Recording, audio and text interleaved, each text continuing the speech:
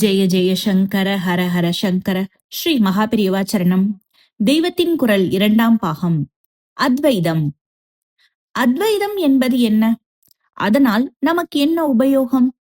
வாஸ்தவமாகவே நாம் அதிலிருந்து பிரயோஜனம் அடையலாமா? முடியாதா? இவ்வளவும் பெரிசாக தத்துவம் தத்துவம் என்று அளவில் மட்டும் உள்ளதா? அனுபவத்தில் பிரயோஜனமாகுமா என்பவற்றை ஆலோசிப்போம். அத்வைதம் என்பதன் அர்த்தம் என்ன? இரண்டாவது இல்லாதது என்பதுதான் அதன் அர்த்தம். இரண்டாவது இல்லை என்பது நமக்கு நடைமுறை அனுபவம் அல்ல.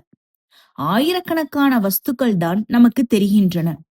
அப்படி இருக்க இரண்டாவது வஸ்துவே இல்லை என்று ஏன் சொல்ல வேண்டும்? அப்படி இரண்டாவது இல்லாததனால் நமக்கென்ன லாபம்? நாம் எதற்காக பிரயத்தனம் செய்கிறோமோ அது அத்வைதத்தால் தான் கைகூடும். நாம் எதற்காக பாடுபடுகிறோம்? நமக்கு வரும் கஷ்டமெல்லாம் நிவர்த்தியாக வேண்டும் என்று பாடுபடுகிறோம். நாம் செய்யும் அத்தனை காரியமும் கஷ்டம் போய் சுகம் உண்டாக வேண்டும் என்பதற்குத்தானே. அந்த கஷ்ட நிவர்த்தி இந்த அத்வைதத்தால் தான் சாஸ்வதமாக உண்டாகும்.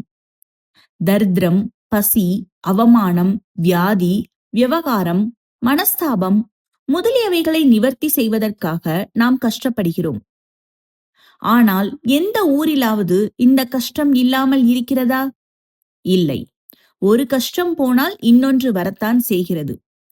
எப்போதும் சௌக்கியமாக இருப்பதென்பது நாம் செய்கிற பிரயத்தனங்களால் சாத்தியமே இல்லைதான். ஆனாலும் நாம் துக்க நிவர்த்திக்காக பிரயத்தனம் பண்ணிக்கொண்டே இருக்கிறோம்.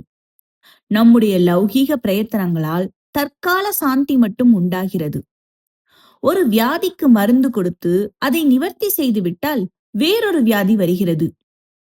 இப்படி உள்ள கஷ்டங்களை நீக்குவதற்கான நிரந்தரமான உபாயம் அத்வைதம்தான். அதனால் பசி, வியாதி, சாவு, அவமானம், விவகாரம், கோபம், தரித்திரம் முதலியவை என்றென்றைக்கும் வராமல் இருக்கும்படியாக பண்ணி கொண்டு விடலாம். இப்படியெல்லாம் நாம் ஏன் துக்கப்படுகிறோம்? தரித்திரம், பசி, மானம், கௌரவம் முதலிய எல்லாம் நமக்கு இருப்பதுதான் காரணம். இவை இல்லாமல் இருந்தால் நல்லது. துக்கமே தெரியாது. ஆனால் இவை இருக்கின்றனவே. சரி, இவை ஏன் வருகின்றன? இவை வரும் வழி எது என்று பார்ப்போம். நமக்கு துன்பம் தரும் பசி, வியாதி முதலானவைகள் எல்லாம் உடம்பு இருக்கும் வரைக்கும் இருக்கும். உடம்பு இருப்பதால் தான் இவை வருகின்றன. இந்த உடம்பு போய்விட்டால் மற்றொரு உடம்பு வருகிறது. அந்த உடம்புக்கும் பசி, தாகம், வியாதி முதலியவை எல்லாம் வருகின்றன.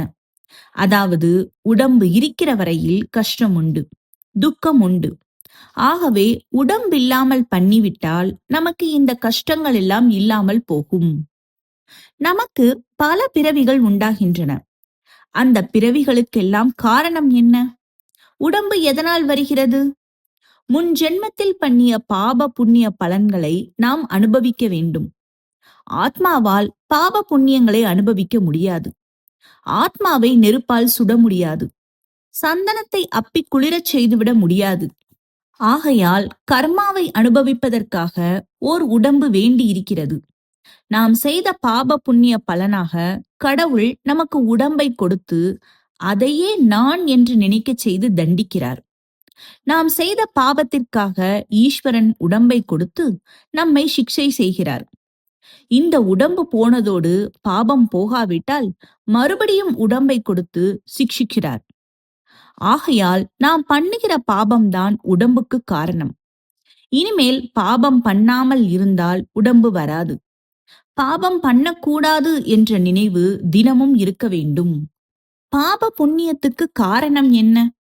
அவற்றை செய்யாமல் நிறுத்த இஷ்டம் இருக்கிறது, ஆனால் முடியவில்லை. ஒரு மரத்தை தழைக்காமற் செய்ய வேண்டுமானால் கிளைகளை வெட்டினால் முடியாது. அடிமரத்தை வேரோடு வெட்ட வேண்டும். வீட்டு கூரையிலே திரும்ப திரும்ப கரையான் புற்று உண்டாகிறது என்றால் மேலெழுந்த வாரியாக அந்த கூட்டை பெயர்த்தால் போதுமா? போதாது. இன்னோரிடத்தில் புற்று முளைக்கத்தான் செய்யும். கரையான் வைக்கும் தாய் பூச்சியை பிடித்து அழித்தால்தான் புற்று எங்கும் எழும்பாமலே போகும். அதுபோல பாபத்துக்கு மூல காரணத்தை அறிந்து அதையே அழிக்க வேண்டும். பாபத்துக்கு மூலம் என்ன? கெட்ட காரியத்தினுடைய பலன்தான் பாபம். கெட்ட காரியம்தான் பாப மூலம். கெட்ட காரியம் எதனால் செய்கிறோம்? நமக்கு ஒரு வஸ்து வேண்டும் என்ற ஆசை இருக்கிறது. அதை அடைவதற்கு குறுக்கு வழிகளில் போகிறோம். அது பாபம். அதாவது பாபம் செய்ய காரணம் ஆசை. ஒரு வஸ்து அழகாக இருந்தால் ஆசை உண்டாகிறது. நல்ல பதார்த்தங்களைக் கண்டால் நமக்கு வேண்டுமென்று ஆசை தோன்றுகிறது. அது நல்லது என்று இச்சை உண்டாகிறது. இந்த இச்சையை பூர்த்தி பண்ண காரியங்கள் செய்கிறோம். இந்திரியங்கள் ஒன்றை அழகானதென்று அறிவதுதான் ஆசைக்கு காரணம். இத்தனை நாளி நான் சொன்னதிலிருந்து ஏற்படுவது என்னவென்றால், நாம் செய்யும் பாபத்துக்கு உடம்பு தண்டனை. பாபத்துக்கு மூலம் கெட்ட காரியம். கெட்ட காரியத்துக்கு மூலம் ஆசை. ஆகையால் நம் கஷ்டம் அனைத்துக்கும் மூல காரணமாகிய ஆசையை நிவர்த்தி பண்ணினால்தான் நிரந்தரமான துக்க நிவர்த்தி உண்டாகும். ஆசையை எப்படி நிவர்த்திப்பது? வேதத்துக்கு சிகரமாக இருக்கும் வேதாந்தம் இந்த துக்க நிவர்த்திக்கு தக்க வழியை சொல்கிறது. ஆசையும் துவேஷமும் நமக்கு அந்நியமாக, நம்மை விட வேறாக, இரண்டாவதாக இருக்கும் வஸ்துக்களிடத்தில்தான் உண்டாகின்றன.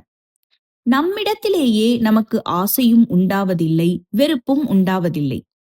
ஆனபடியால் இப்போது வேறேயாக உள்ள பொருட்களிடத்தில் ஆசை உண்டாவதால் அவைகளையும் நாமாகவே பண்ணிவிட்டால் ஆசை உண்டாகாதல்லவா? நம்மிலும் வேறாக ஒன்று இல்லாமல் எல்லாவற்றையும் நாமாக பண்ணினால் ஆசை உண்டாகாது. ஆசை இல்லாவிட்டால் கெட்ட பிரயத்தனம் இல்லை. அதனால் பாபம் இல்லை. பாபம் இல்லாத பொழுது தேகம் இல்லை. அது இல்லாவிட்டால் துக்கம் இல்லை. வாழ்நாள் பூராவும் நாம் பல பிரயத்தனங்கள் பண்ணியும் சாஸ்வதமாக போக்கிக் கொள்ள முடியாத துக்கமானது இப்படி நமக்கு வேறாக இரண்டாவது வஸ்து இல்லை என்று ஆக்கிக் கொள்வதனால்தான் கைகூடுகிறது. இப்படி இரண்டு இல்லை என்பதுதான் அத்வைதம். இரண்டாவது ஒன்று இருந்தால், அது நம்மை விட சக்தி உள்ளதாக இருந்தால் பயம் உண்டாகிறது. அழகாக இருந்தால் ஆசை உண்டாகிறது. சித்த விகாரம் உண்டாகிறது. இரண்டாவது இல்லாவிட்டால் ஆசை இல்லை, துவேஷம் இல்லை, பயம் இல்லை. இப்படி இரண்டாவது இல்லாமல் பண்ணுவதுதான் அத்வைதம். இரண்டாவது இல்லையானால் பயம் நீங்குகிறதென்று உபனிஷத் சொல்கிறது. இரண்டாவதாக ஒன்றை நினைத்து விட்டாயோ பயத்துக்கு விதை போட்டு விட்டாய் என்கிறது. த்விதீயாத்வை பயம் பவதி. பிருகதாரண்யக உபனிஷத். இதன் தொடர்ச்சி அடுத்த வீடியோவில். ஜெய ஜெய சங்கர ஹர ஹர சங்கர. ஸ்ரீ மகாபெரியவா சரணம்.